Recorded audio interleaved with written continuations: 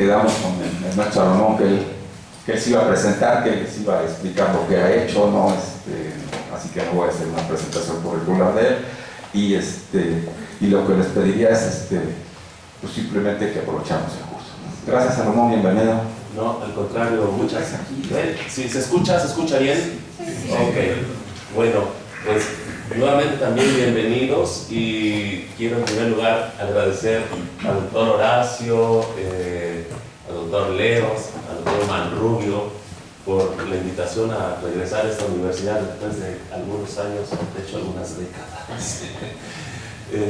Y pues estoy muy contento realmente de participar en este curso taller, que no va a ser un curso muy tradicional porque realmente vamos a tener un intercambio de conocimientos entre todos, ¿no? Como decía el doctor Horacio, vamos a tener también participantes, expertos internacionales de algunos organismos internacionales, y entonces mi rol va a ser más bien el de un facilitador, ¿no? Bueno, ¿quién soy? Yo soy egresado de Economía Agrícola de la Universidad de Wisconsin, Madison, donde hice la licenciatura en la maestría, pero también me considero chapinguero, porque estuve aquí 5 años y medio, hice la prepa agrícola, estuve 2 años y medio en sociología rural, tengo incluso mi diploma de media carrera. No, me siento también chapinguero muy orgullosamente. No, por sociología Y bueno, he trabajado en el gobierno, estuve en la Secretaría de Agricultura, estuve trabajando también con un organismo muy importante de productores, el Consejo Nacional Agropecuario, donde formé el área de análisis económico. Después estuvimos en un proyecto donde estuvo también Miriam participando, un proyecto de la CEPAL con la Secretaría de Agricultura, donde estuvimos estimando los impactos del Tratado de Libre Comercio en el sector productor de básicos, maíz, frijol, en toda la República Mexicana. Un proyecto muy interesante con la participación de todos los delegados de agricultura en todos los estados, etc. Posteriormente estuve en banca agropecuaria, en lo que era el Grupo Financiero Serfín, que después lo compró Santander. Son sistemas de crédito agropecuario, estuve trabajando mucho tiempo, ahí descontábamos todo el recurso con FIRA. Después anduve en una aventura de comercio electrónico de productos agropecuarios con unos argentinos, unos brasileños, esas empresas .com que de repente se volvieron tan famosas, con financiamiento de 3 bancos internacionales, fue muy interesante también. Y los últimos 17 años y medio estuve con la FAO, con la Organización de las Naciones Unidas para la Alimentación y la Agricultura. Primero, en la oficina regional para esta región, América Latina y el Caribe, que está basada en Santiago, de Chile, y ahí estaba como oficial principal de políticas, y posteriormente en la sede principal en Roma, y de ahí estuve fungiendo como oficial principal de planeación y estrategia. Y bueno, en el último año he estado dedicando a la consultoría, siempre los temas de agrícolas, desarrollo rural, seguridad alimentaria, etc. Y hoy estamos acá con muchísimo gusto. Bueno, me encantaría preguntarles a todos y conocernos un poquito más sobre su antecedencia académica, su experiencia laboral, pero no tenemos tiempo. Así que me voy a permitir hacerles unas preguntas nada más para que comenzamos a conocernos, y después nos vamos a conocer más en los coffee breaks, con sus participaciones, porque es un curso taller muy participativo. Entonces, si me dan el favor de levantar la mano aquellos que estudiaron agronomía, cultivos, fitotecnia, la parte agrícola. Ok, gracias. Si levantan la mano, de favor, los zootecnistas. Ok, más que agrónomos. Ok. Y mis colegas economistas, por favor. Bueno, muy bien. Sociólogos rurales.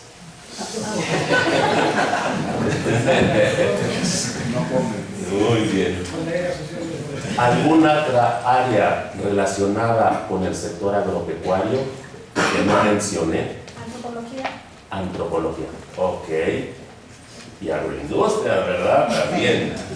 Ok. ¿Y alguien que haya estudiado ¿Algún área que no tenga que ver directamente con el sector agropecuario? Ok. ¿Puede levantar, por favor, la mano aquellos que se graduaron licenciatura, maestría de esta universidad? Ok. Pero también tenemos algunos que no han sido graduados de aquí, ¿cierto? Si levantan la mano. Ok. Ok. Y si levantan, por favor, la mano aquellos que se graduaron en los últimos 5 años de licenciatura. Los compañeros jóvenes. Y hace menos de 10 años. Ok. Y ya no pregunto porque si no vamos a empezar a ver edades. Ahí me quedo. Bueno, ok. Ok, tenemos un grupo multidisciplinario y eso es fabuloso por las discusiones que vamos a ir teniendo. Muy bien. Entonces, ¿qué pretendemos con este curso? Y como decía Horacio, fue un curso que se fue construyendo ahí de manera colectiva, participativa. Entonces, lo que buscamos es familiarizarnos con las perspectivas de la agricultura. ¿Qué va a pasar en los próximos 10 años con el sector agropecuario? Tanto a nivel global como a nivel de América Latina y el Caribe. Pero también este curso taller busca que nos familiaricemos con algunos aspectos metodológicos. Por ejemplo, con el modelo AgLink COSIMO, que es el que usa la OECD o la OCDE y FAO para preparar este documento anual sobre perspectivas de la agricultura en el mediano plazo, ¿no? Y que es justamente la sesión que vamos a tener inmediatamente después de esta, a las 10:45, con un colega de Roma. También nos vamos a familiarizar con una metodología ampliamente utilizada por la OECD y por el Banco Interamericano de Desarrollo, que es el estimado de apoyo al productor, que nos permite ver cómo están subsidiando los países a sus sectores agropecuarios, a través de qué mecanismos, qué tan distorsionantes son unos y otros. Una metodología muy, muy interesante.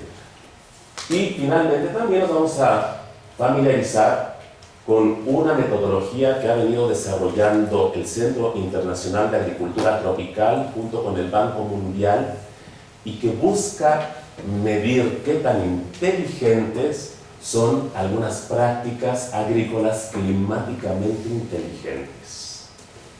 Tema de gran relevancia, según lo vamos a ir viendo en estos próximos 5 días. Y también un último objetivo es familiarizarnos con temas actuales de política.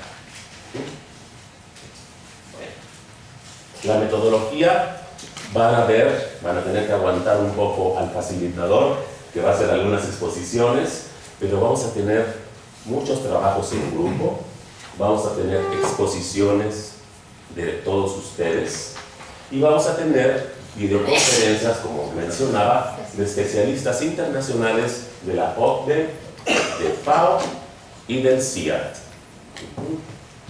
Vamos a tener 15 sesiones, 3 por día.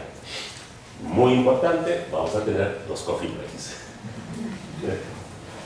Vamos a tener también algunas tareas. Va a haber una tarea por grupo y va a haber una tarea individual. También, como decía el doctor Horacio, pues vamos a estarnos fijando en su participación y en su asistencia. Bueno, este curso taller se basa en gran medida en esta publicación donde a mí me invitaron a participar, yo fui el encargado de desarrollar el capítulo de América Latina. Esta es una publicación que se hace año con año entre la OCDE y la FAO sobre perspectivas de la agricultura. Y año con año se toca un tema, un área, una región en específico. Han habido años que trata sobre Brasil, sobre el Medio Oriente, etc. Y la del año pasado fue sobre América Latina. Entonces, esta es la bibliografía básica, digamos, la tienen ustedes ahí una lista de bibliografía, pero también incluimos referencias bibliográficas específicas para cada una de las sesiones, y ahí vienen los links para todas ellas. Esta publicación, la Universidad de Chapingo es quien la traduce al español. Bueno, ¿hay alguna pregunta sobre metodología, sobre el taller, cómo vamos a funcionar? O comenzamos con la primera sesión, que son las perspectivas de la agricultura a nivel mundial. Bueno, los colegas economistas han visto este esquema infinidad de veces, y quizá muchos de los que no son economistas también. Y este esquema tiene un poder ilustrativo muy importante. Y quiero partir con él porque, pensando en lo que va a pasar en los próximos 10 años, pues esperamos que crezca la demanda, porque simplemente pensemos que va a haber más bocas que alimentar. Después vamos a hablar sobre otros factores que afectan la demanda, pero simplemente pensando en el crecimiento de la población, más bocas que alimentar, va a haber mayor demanda por alimentos en los próximos 10 años. Pero también va a crecer la oferta, y de hecho va a crecer más que la demanda. Y por lo tanto, lo que se espera que pase en los próximos 10 años es una baja en los precios reales de los productos agropecuarios. Es el primer mensaje de esta publicación de perspectivas agrícolas. Los próximos 10 años se espera una baja en los precios reales de los productos alimentarios, porque la oferta, respondiendo a el crecimiento de productividad, va a crecer mucho más que el crecimiento de la demanda. Aquí vemos entonces los cambios esperados por año en promedio de los precios de todos los productos. Y como ven, efectivamente, pues esperan bajas de alrededor de 1% en la gran mayoría de productos agropecuarios por año en términos reales. Bajas más pronunciadas en carne de vacuno, carne de ovino. ¿Por qué? Porque hace algunos años el precio de la carne, de estos dos, había subido muchísimo, y eso fomentó mucho la producción en la región, en Sudamérica, en otras partes del mundo, y ahora hay mucha más carne, no va a haber más carne, por los ciclos productivos de las vacas, y aquí se esperan caídas todavía mayores. ¿Dónde son los únicos productos donde se espera que aumente el precio? Aceites vegetales, leche en polvo y etanol. Entonces, primer mensaje, esperamos los próximos 10 años caídas en los precios de productos agropecuarios. Y aquí vemos estas caídas en una perspectiva de mediano plazo, que es congruente con lo que venía sucediendo en los últimos 10 años. Aquí tenemos dos alzas muy importantes, 2008-2010, de los precios de los productos agropecuarios, y que en ese momento incluso muchos gente le calificó como una crisis mundial de alimentos. Recuérdenme de favor, colegas, por qué subieron en ese año tanto los precios. Tanto que muchos gobiernos estaban espantados porque no encontraban maíz, no encontraban frijol. Incluso México parece que tuvo muchos problemas para encontrar frijol en los mercados internacionales. Centroamérica, los países del Caribe, se espantaron. Recuerdo, estaba en FAO, hubo unos programas de emergencia enormes para trabajar con los pequeños países para tratar de fomentar de manera muy rápida la producción de básicos. Entonces, ¿por qué subieron tanto los precios 2008 y 2010? ¿Quién me recuerda? Por favor. El precio del petróleo. Incrementan el precio de los energéticos. ¿De los? Energéticos. Excelente, sí, una de las, y quizá una de las principales razones, ¿no? Hubieron varias eventos climatológicos que le pegaron a la producción, por ejemplo, de trigo en Australia, en Ucrania, eventos climatológicos. Pero, como dice la compañera, el precio del petróleo se empezó a disparar. ¿Qué implicó ello? ¿Qué tiene que ver el petróleo con el sector agropecuario? Se preguntaría uno. Pues todo, porque uno afecta costos de producción, pero también teníamos en ese entonces un creciente mercado, creciente demanda de biocombustibles. Entonces, crece el petróleo y tratamos de consumir más biocombustibles, mayor demanda de maíz, de soya, de caña de azúcar, y todo eso empujó los precios al alza, ¿no? Métanle en estos años también factor China, factor India, y tuvimos por eso esas tremendas alzas de precios, ¿no? Que después han venido bajando se regularizó un poco el clima y por ese crecimiento de productividad que no ha parado. Pero si vemos esos pics de precios en perspectiva, pues vemos que de hecho no son tan altos como los que tuvimos en los años 70, y que lo que se espera en los próximos 10 años nuevamente es que continúe esta tendencia decreciente que viene desde los años 70.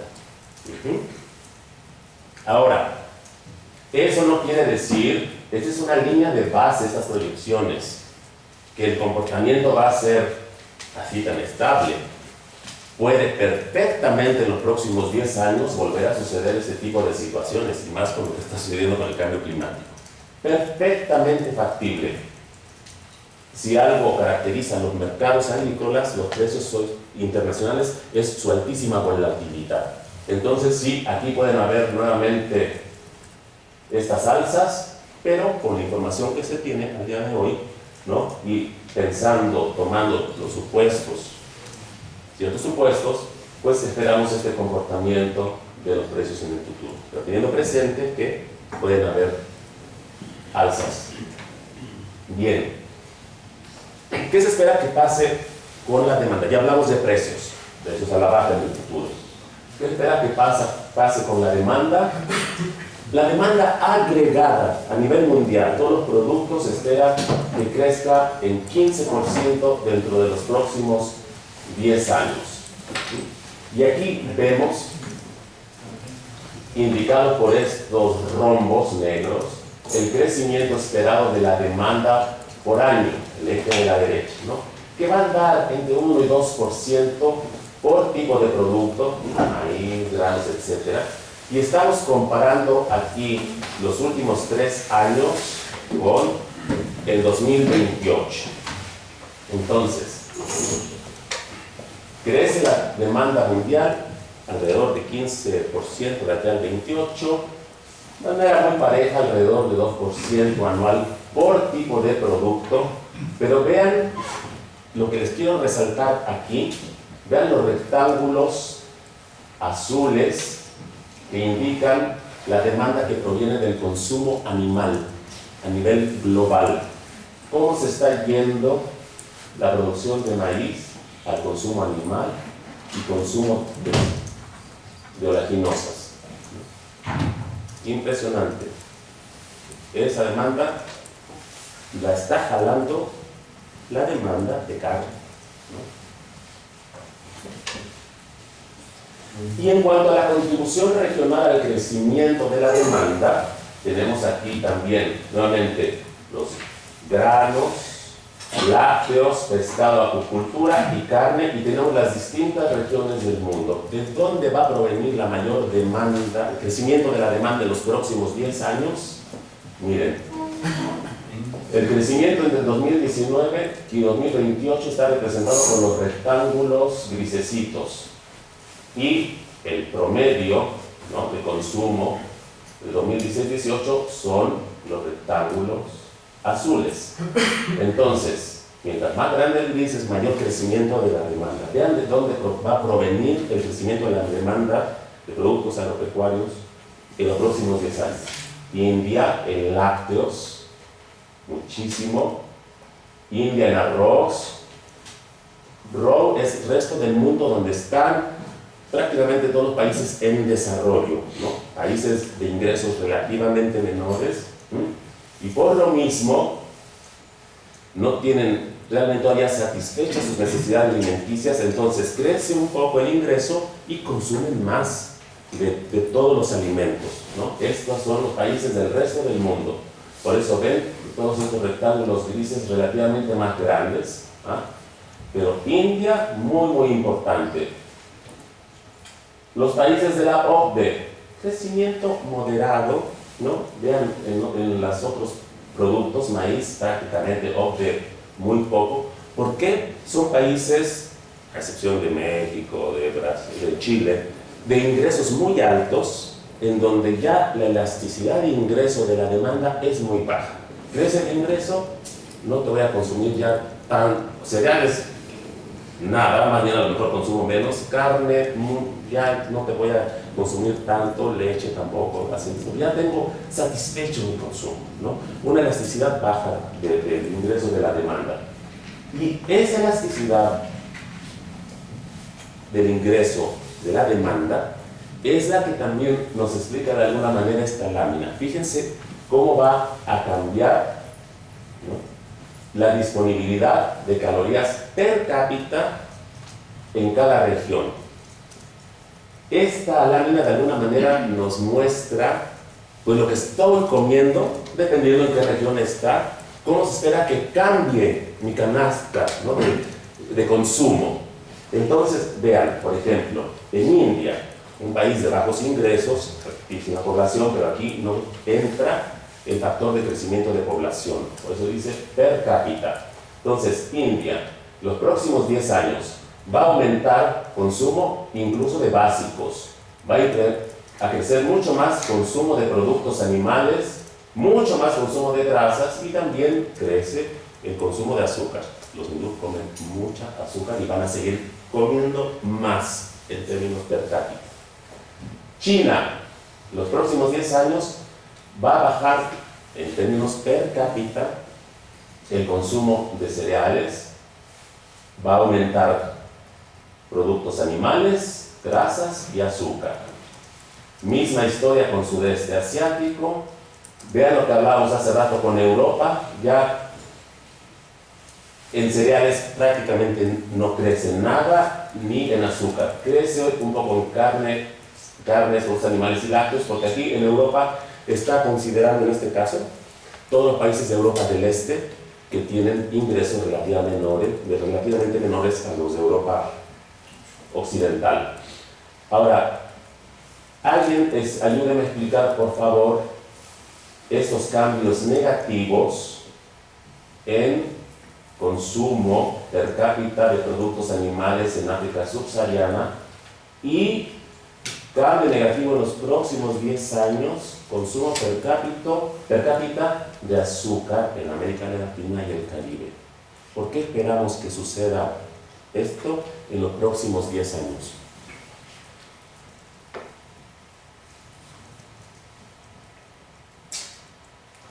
Me regreso un poquito antes. Colegas, economistas o no economistas, ¿cuáles son los factores que afectan la demanda de alimentos? Gustos y preferencias, muy bien. Uno. Ingreso per cápita. Ingreso. Y población. Población.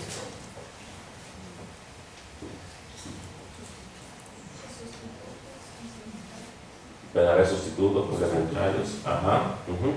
Y entonces, justamente con eso que me están diciendo, ¿por qué en África subsahariana esperamos una caída en consumo de productos animales y en América Latina una caída en azúcar? Podría ser por el ingreso y por los costos. Así es, exacto. Muy bien. No, pero también es porque en América Latina, digamos, ha incrementado el costo por las enfermedades producto del consumo de ese tipo de cosas, de azúcares, y eso hace que tienda a bajar la demanda. Gustos y preferencias. Ajá. Exacto. Es un problema de salud también. Muy bien, sí. Entonces, comencemos con África subsahariana y regresamos acá, este punto importantísimo. Ahí es un cambio de los hábitos de consumo, más que No, ingreso, Ingreso. porque lo que se espera en África que va a crecer más la población que el ingreso. Entonces, en términos de per cápita, ingreso per cápita va a bajar y se espera que baje el consumo de productos animales en África subsahariana. Y en América Latina, región de ingresos medios a altos en muchos casos, pero entra el factor de salud y de la política.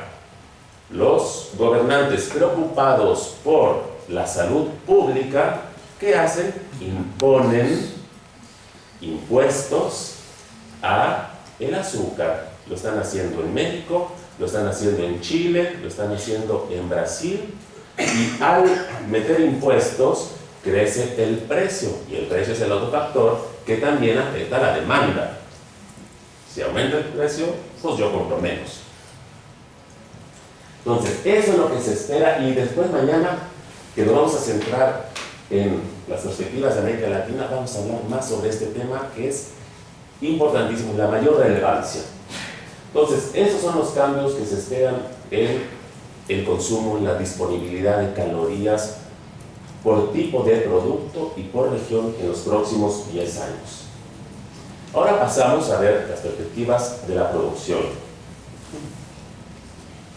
Fíjense cómo durante décadas, desde el 1800, iban de la mano creciendo superficie agrícola, población y producción agrícola. Décadas, ahí van de la manita creciendo. Llegan los años 60, se empieza a disparar el crecimiento poblacional, pero se dispara todavía más el crecimiento de la producción, la productividad. ¿Qué pasó en los años 60? Revolución verde, ¿no? Y que ha seguido de alguna manera, ¿no? No sé qué color tenga, pero la productividad sigue y sigue creciendo. Fíjense, y se espera que en los próximos 10 años va a seguir creciendo. Por eso esa caída esperada de los precios. Crece más la oferta que la demanda, ¿no? Y por región, todo el mundo, ¿quién va a crecer más? Bueno, se espera, aquí fijémonos primero en los rombos que están aquí en el eje del lado derecho, representan el crecimiento de la producción para los próximos 10 años en porcentaje. Entonces, ¿quién va a crecer más? India, alrededor del 25% la producción agropecuaria, pesquera y acuícola, seguida de África, América Latina y mucho menos Estados Unidos, Canadá, Europa. ¿Por qué? ¿Por qué van a crecer mucho más estas regiones?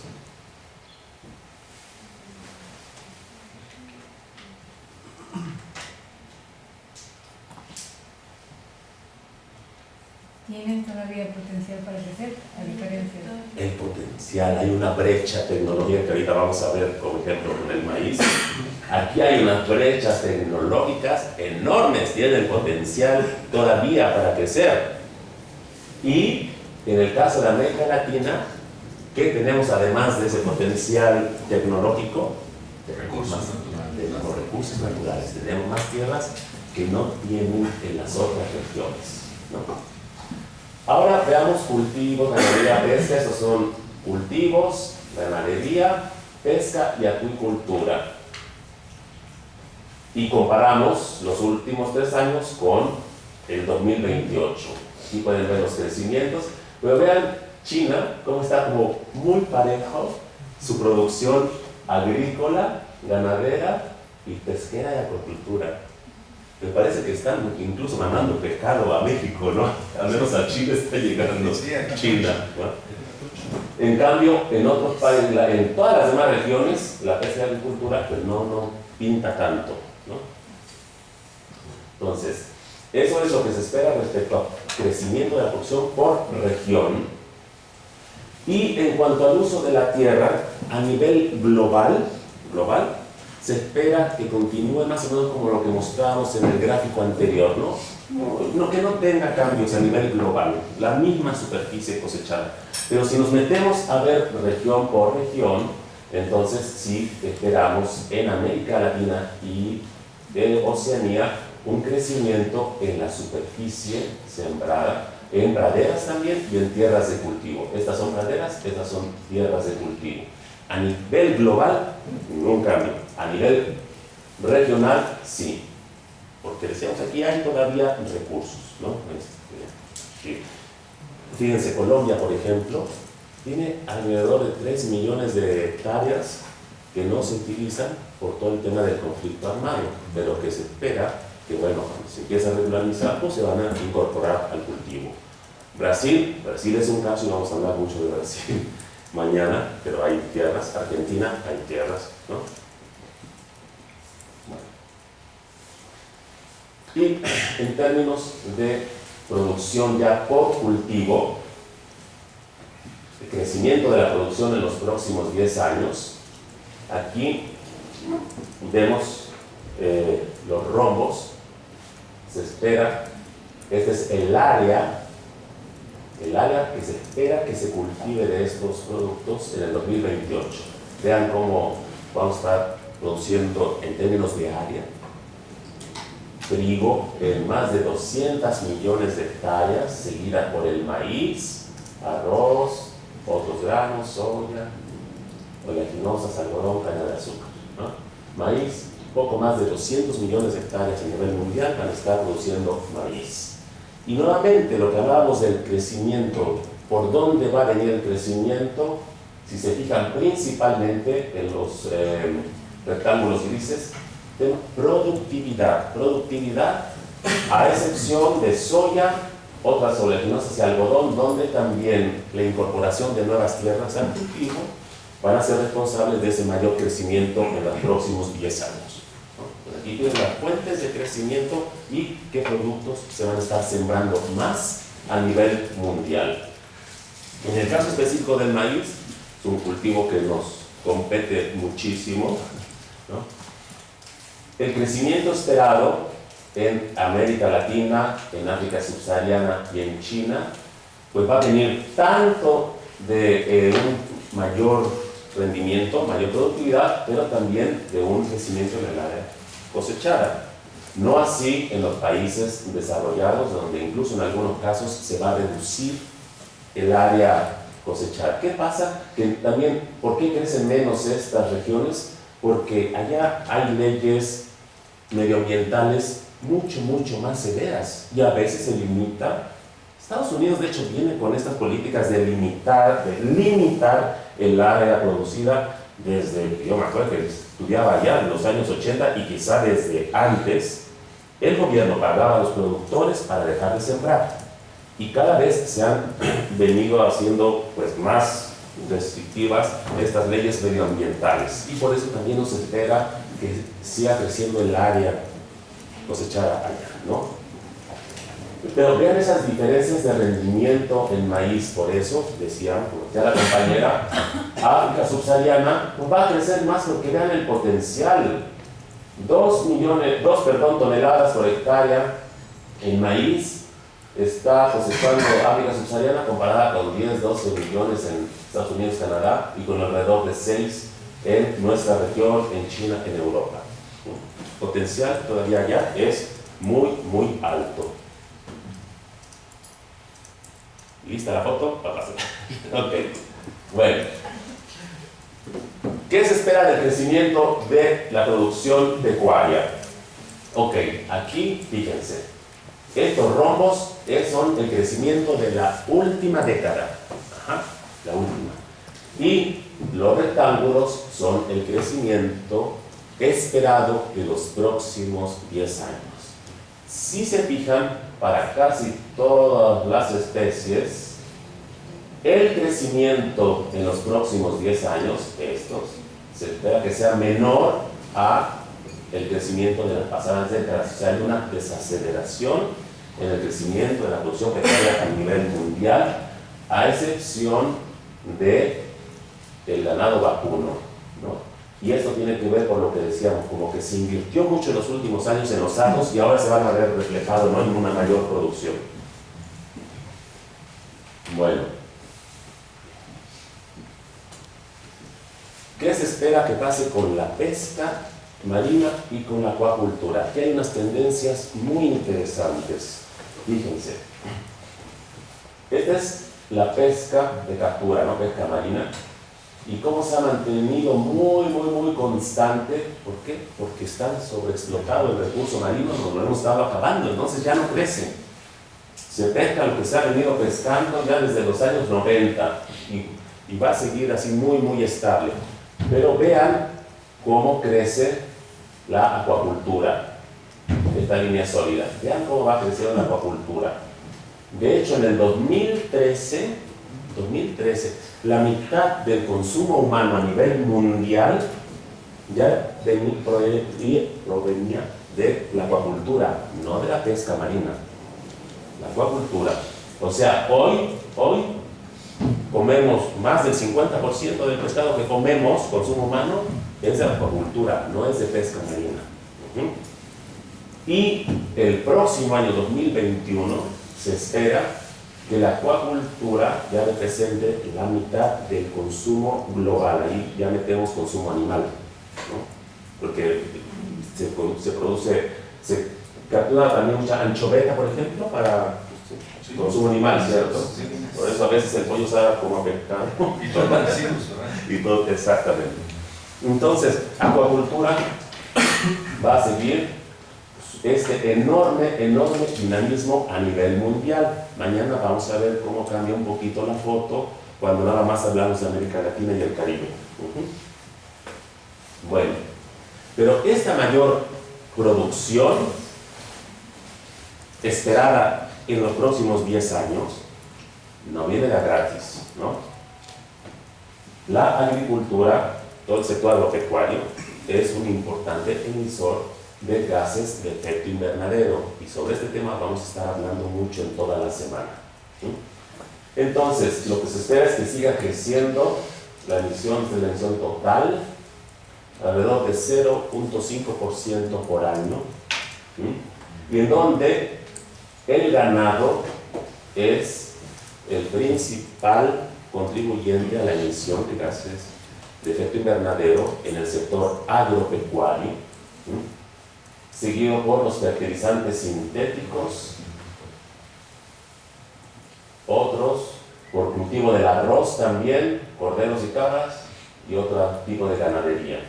Entonces va a seguir creciendo las emisiones. Y a nivel regional, ¿quién va a emitir más? Está aquí medio balanceada por región. Tenemos África, Estados Unidos, etc. América Latina es esta, ¿no?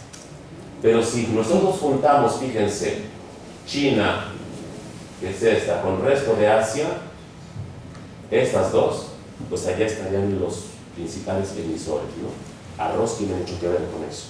Y, por ejemplo, allá que hay mucho búfalo de agua, que es el primo hermano de las vacas, ¿no? También gran emisor de gases de efecto invernadero. Y si nos fijamos exclusivamente en la ganadería, ahí sí la región, América Latina y el Caribe, es el principal emisor de gases de efecto invernadero. 1.889 millones de toneladas de equivalente de dióxido de carbono. El que se le acerca es el sudeste de Asia con 1.500, pero nosotros somos el principal emisor. Y dentro de la ganadería es el ganado vacuno, de lejos el principal emisor. Y decíamos, vamos a hablar más después, es un tema fundamental. Bueno, eso en cuanto a producción. ¿Qué pasa con el comercio? Miren, desde ya hace un par de décadas que América Latina se ha venido posicionando en los mercados internacionales como un gran exportador neto de productos agroalimentarios. Entonces, ahí nos peleábamos el primer lugar con Estados Unidos y Canadá. Aquí miren, vean cómo nos estamos peleando. Pero se espera que en los próximos 10 años despuntemos y seamos la región con el mayor superávit en la balanza comercial agropecuaria. Como región, mañana vamos a entrar más en específico por país, por tipo de producto, etc. Otras regiones como Europa, India, Oceanía han estado ahí con una balanza a veces superávit, a veces superávit moderados, muy modestos, ¿no? Y hay dos regiones con tremendos déficits de su balanza comercial agropecuaria, que es China y África. Y se espera que en los próximos 10 años continúe esa tendencia de creciente déficit que se viene mostrando ya en los últimos 20 años. Bueno, ¿qué puede afectar esas tendencias de las balanzas comerciales agropecuarias? Pues todo el tema de los tratados de libre comercio. Los colegas economistas seguramente se acuerdan que en el año 1995 hubo un acuerdo muy importante, un parteaguas en comercio agropecuario, en la Organización Mundial del Comercio, que hizo muchos cambios, pero en resumidas cuentas, pues permitió mejorar el acceso de las exportaciones de todos los países al resto del mundo, ¿no?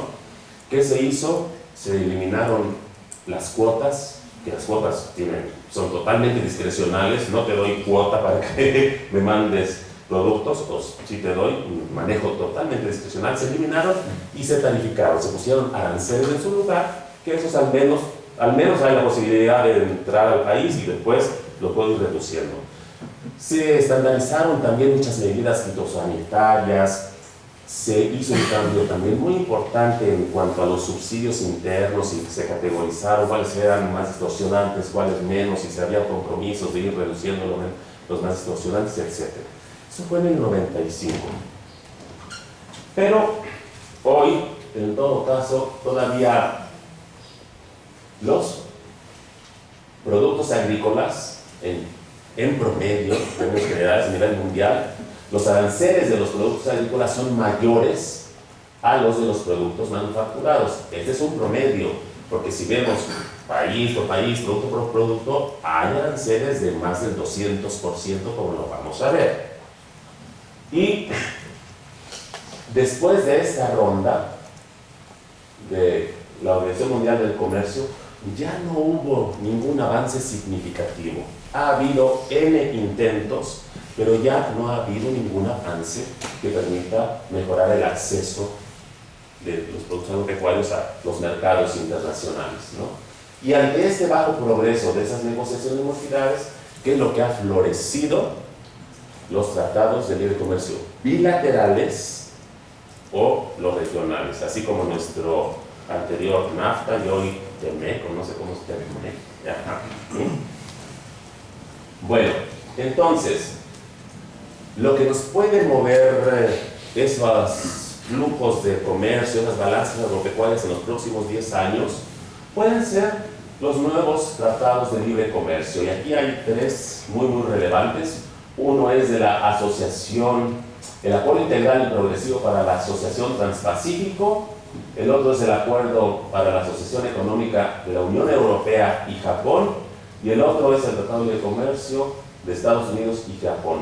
Porque todos incluyen mejoras en el acceso de productos agropecuarios. Y eso quiere decir que nos pueden comer ciertos mercados, ¿no? Específicamente, quizá el más importante,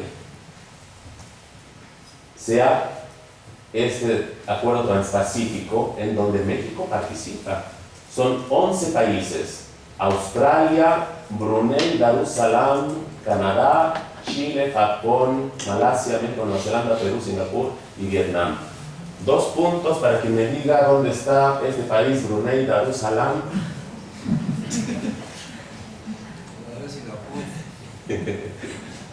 Es un paisito de menos de 500,000 habitantes que está pegado a Malasia, ¿no?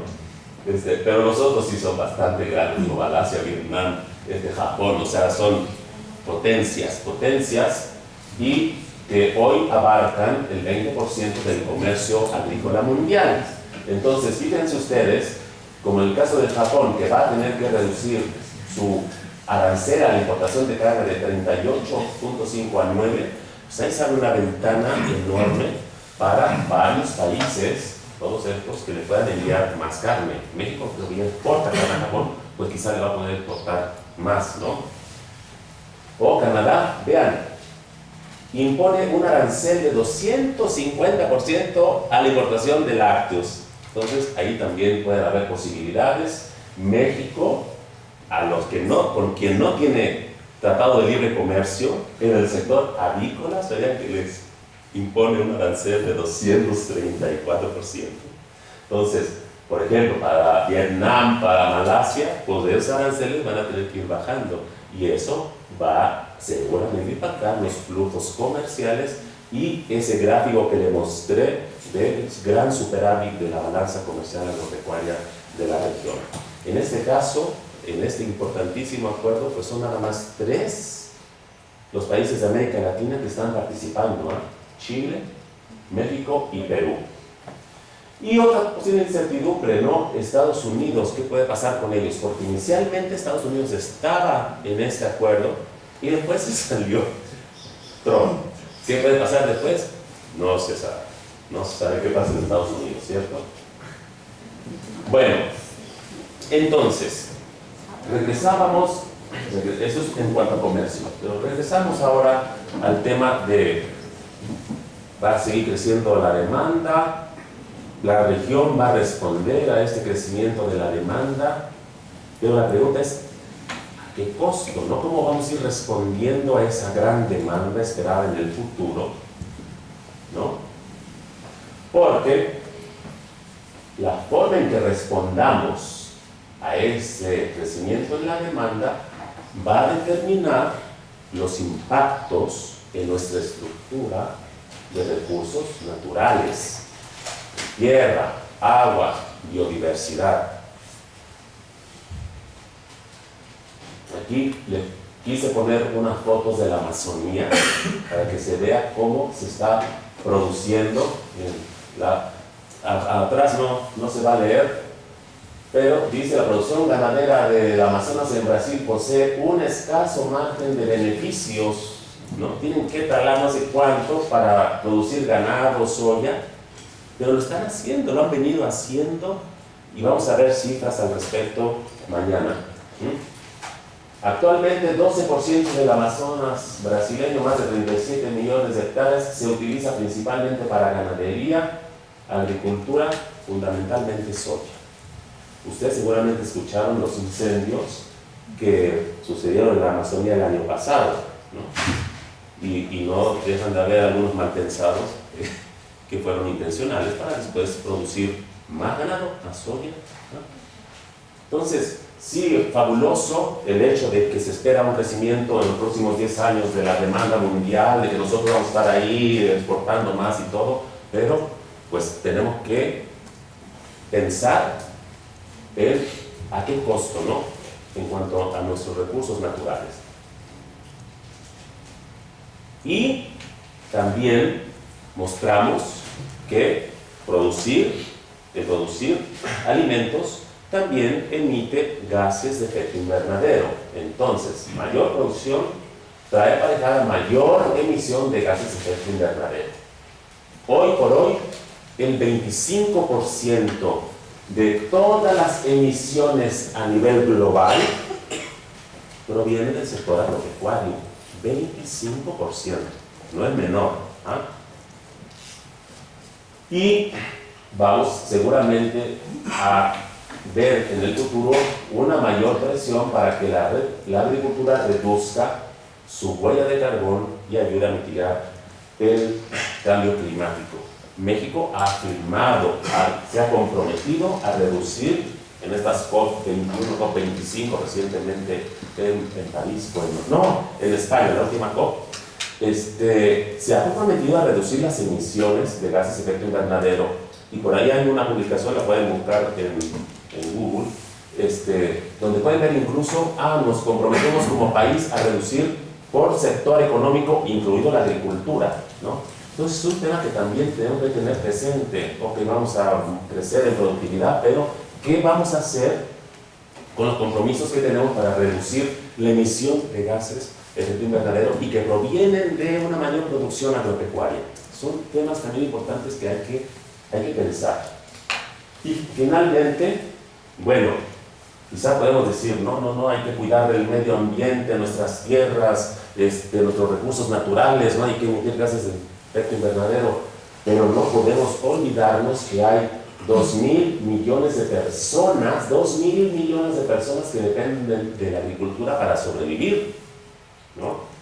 Y que hay 600 millones en pobreza extrema y 820 millones de personas que no cubren sus requerimientos alimenticios diarios. Entonces, es otro tema importante que uno tiene que considerar al momento de diseñar políticas para fomentar o no fomentar el crecimiento del sector agropecuario. Se espera que en 10 años, 9 de cada 10 personas extremadamente pobres van a vivir en África subsahariana. Y ahí mostramos algunos datos sobre el potencial productivo, etcétera, pero pues entran ahí todos estos dilemas, ¿no? Crecemos, pero ¿qué pasa con la contaminación? ¿Qué pasa con el recurso natural? Pero ¿qué pasa con la pobreza? ¿Sí? Entonces, tenemos algunos minutos para abrir, para tener una discusión y para compartir puntos de vista. Esto es lo que esperamos en cuanto a las perspectivas globales de precios, demanda, oferta, comercio y algunos temas de política que nos empiezan a llamar la atención, ¿no? Con los impactos que tiene un mayor crecimiento de la producción. Entonces está abierto ahora para intercambio de puntos de vista. Antes, si no, no hay coffee break.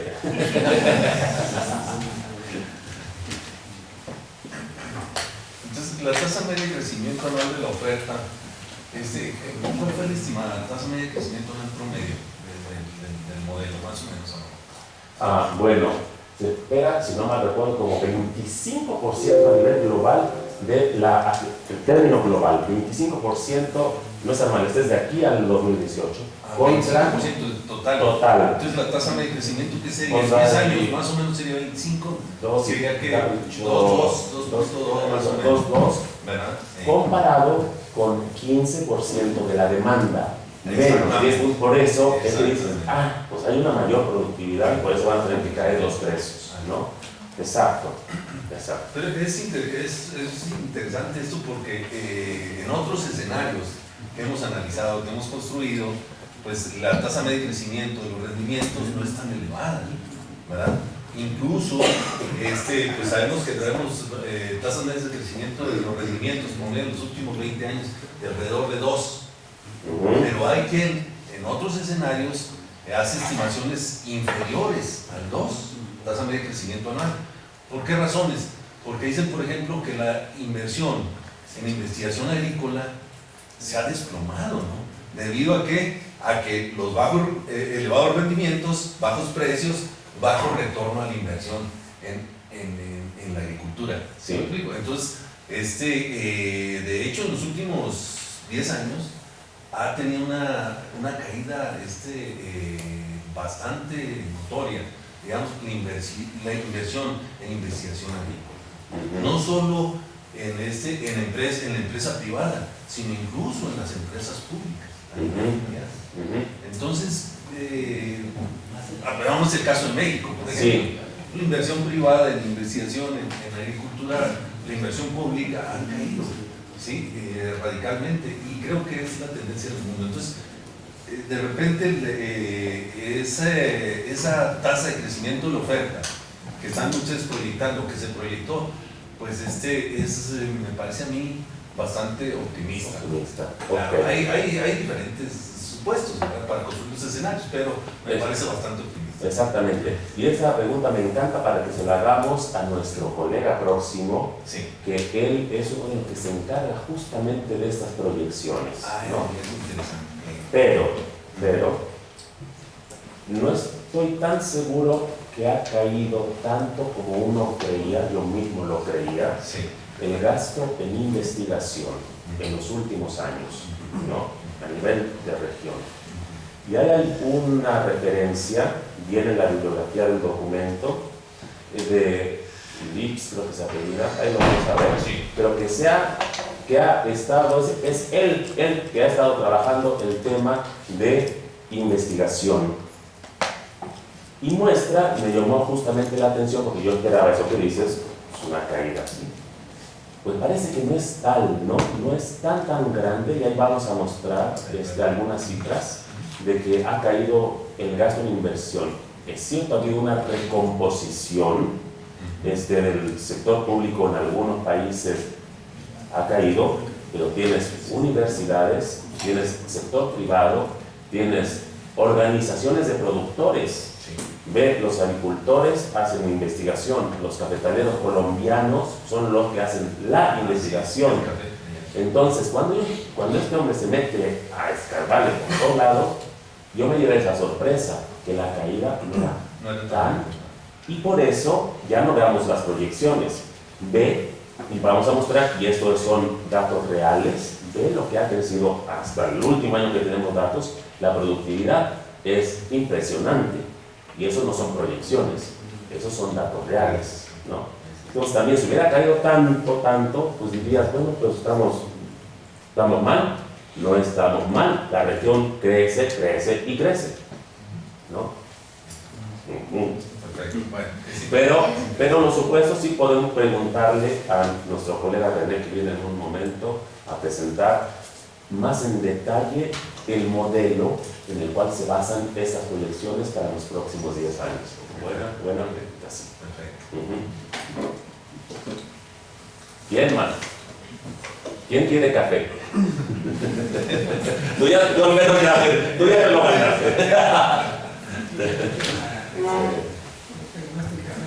¿Preguntas? Todo, por favor. Bueno, Sadia. Bueno, quizá me hubiera preguntar por México, pero me llama mucho la atención el caso de África. Al parecer todo se ve muy negro en ese continente, ¿no? Sí. O sea, el panorama. Pero bueno, he escuchado a alguna persona que se dice como africanista, que ha estudiado el continente, y pues es muy complicado el escenario, no solo en el aspecto territorial, cómo está conformado, ¿no? Sino todavía los intereses que se mueven en ese país. Hay regiones pequeñas en México, lo sé, que se comparan mucho con África, ¿no? Pero no estamos en este nivel. Y han pasado tantísimos años y ha sido igual la cosa. ¿Qué dice la FAO? ¿Qué dice la OCDE? ¿Qué piensa usted que se puede hacer en ese continente, en el mismo país, verdad? Sí. ¿Qué se puede hacer? Sí.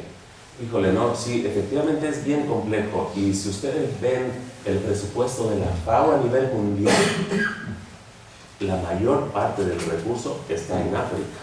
Ahí está, porque es...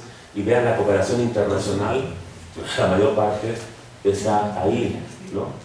Pero sí, bueno, uno tiene muchos conflictos, ¿no?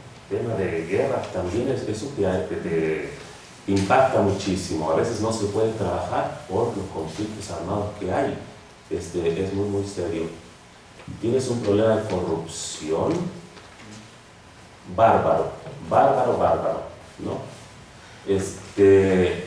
Pero no es tampoco que sea tan de negro, porque si se acuerdan,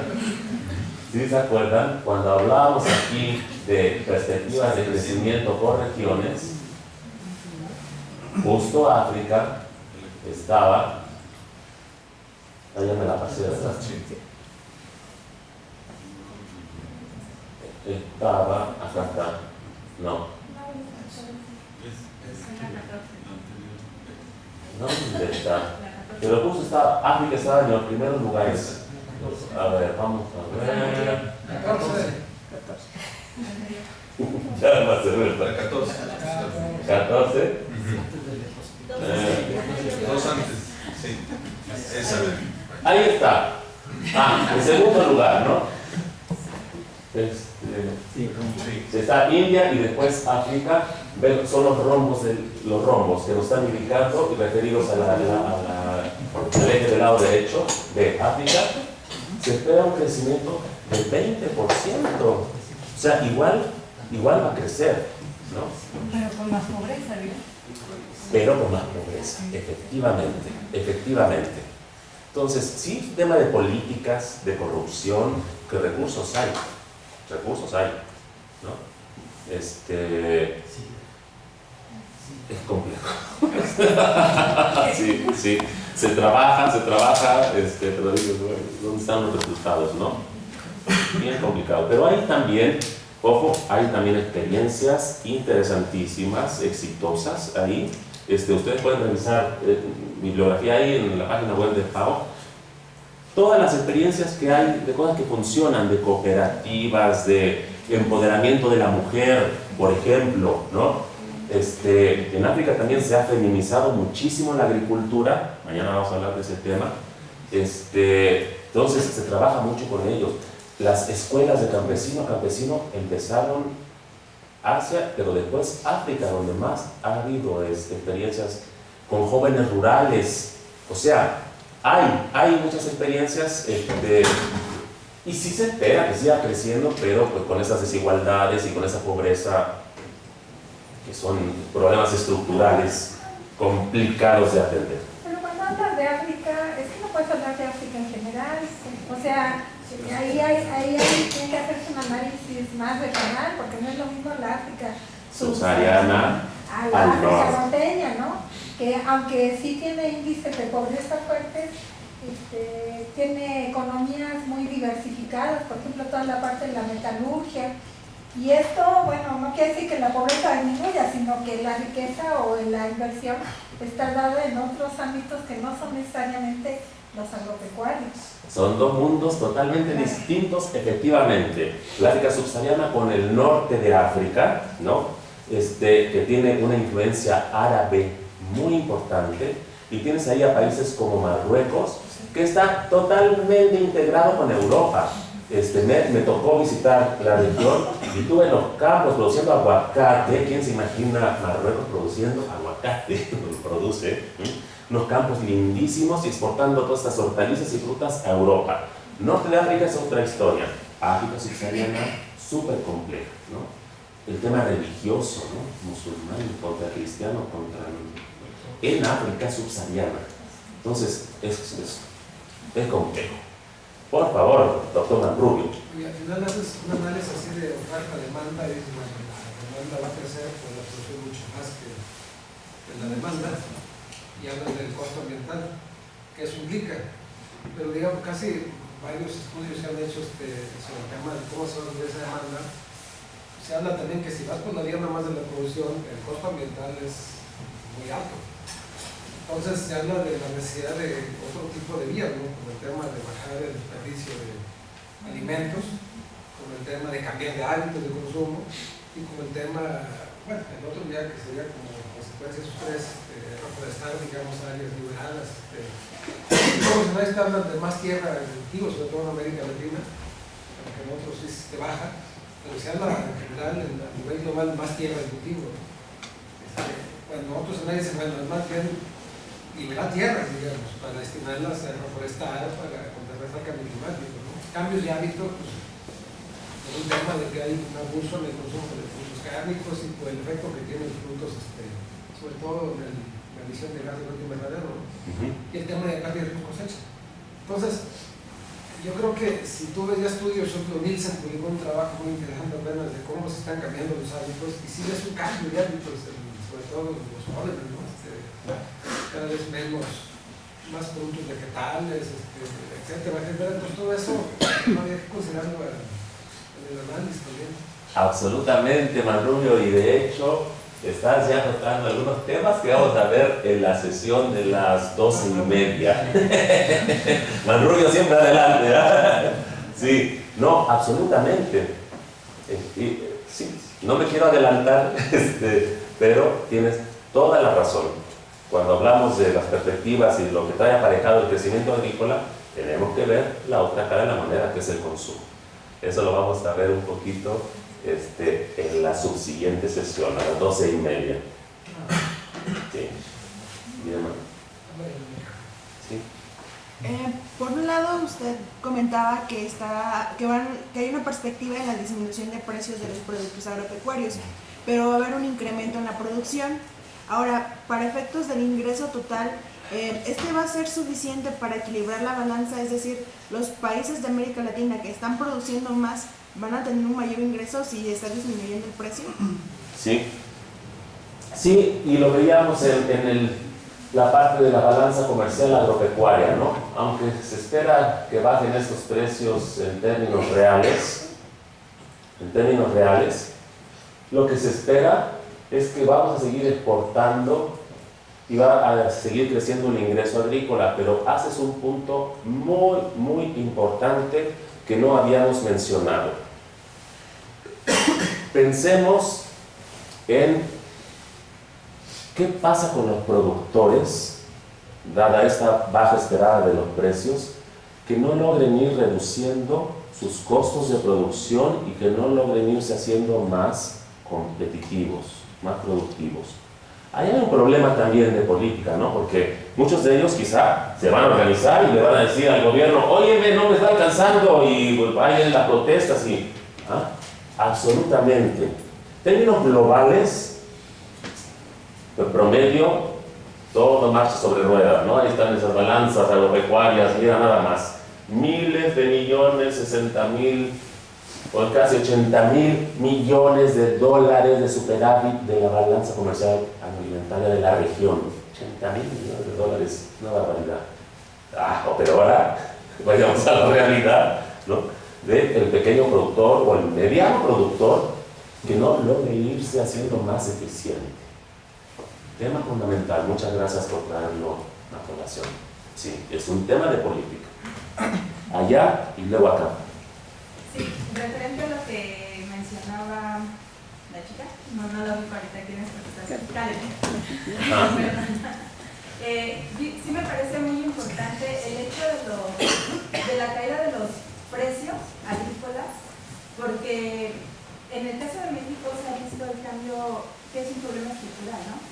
Porque al menos en arroz, la caída de los precios por el volumen de importaciones cae, se cambia la producción, ya no es rentable para los productores, se cambian por los apoyos que existen derivados para la producción de maíz, y entonces ahí se genera un cambio también en la estructura productiva. Pero también, como lo mencionaba, el hecho de que el precio esté deprimiéndose, ¿qué es lo que genera en los pequeños productores? La teoría del comercio pues nos dice, bueno, sale, ¿no? Porque no son competitivos al final del día. Pero, ¿cómo se resuelve eso? ¿A dónde se va? Porque además, la principal fuente de ingresos de los productores, pues ya no es la agricultura, son otras fuentes, ¿no? Un trabajo remunerado, qué sé yo.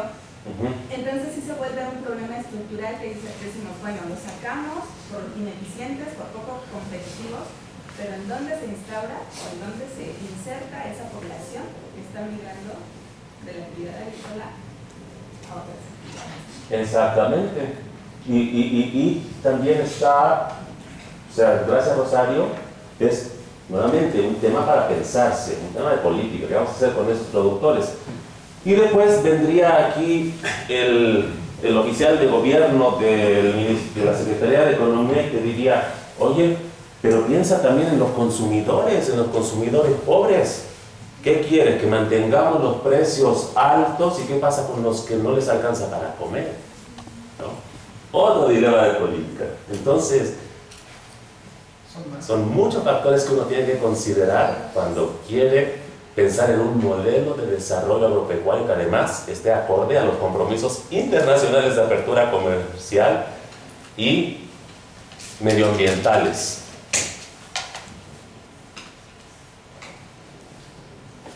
Pero Cochapivo hace también investigación para ser más competitivos a los pequeños productores, ¿o no?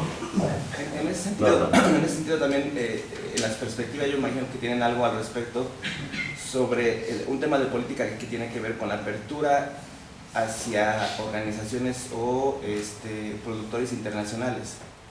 O sea, en muchos países, empresas grandes, igual a lo mejor más eficientes en producción, tocando todo ese tema de la eficiencia a lo mejor local, están rentando tierras, o están comprando tierras, o están haciendo asociaciones con los locales para producir, ¿no? Tipo, por ejemplo, hay tierras, Europa está moviendo muchas empresas, por ejemplo, Costa Rica, Colombia, Argentina, México, inclusive, no se diga África, todas las inversiones que tienen ellos, y que la generación de esa riqueza no se queda en el país, ¿no? Sí. Entonces, eso también es un tema de política, ¿no? Porque a lo mejor son más eficientes en la producción, pero se llevan el recurso natural, incluida el agua. El agua, exactamente.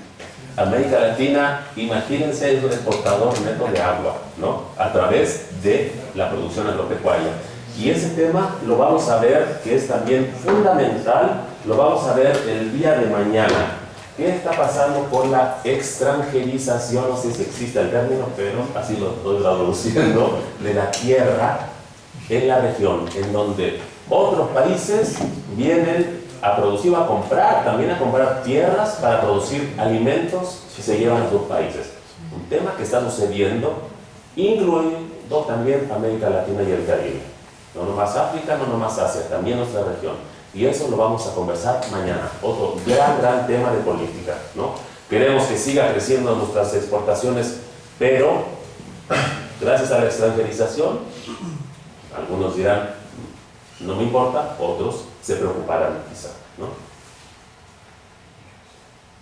¿Cuántos temas de política, no? Sí. ¿Alguien más? Antes de pasar al café.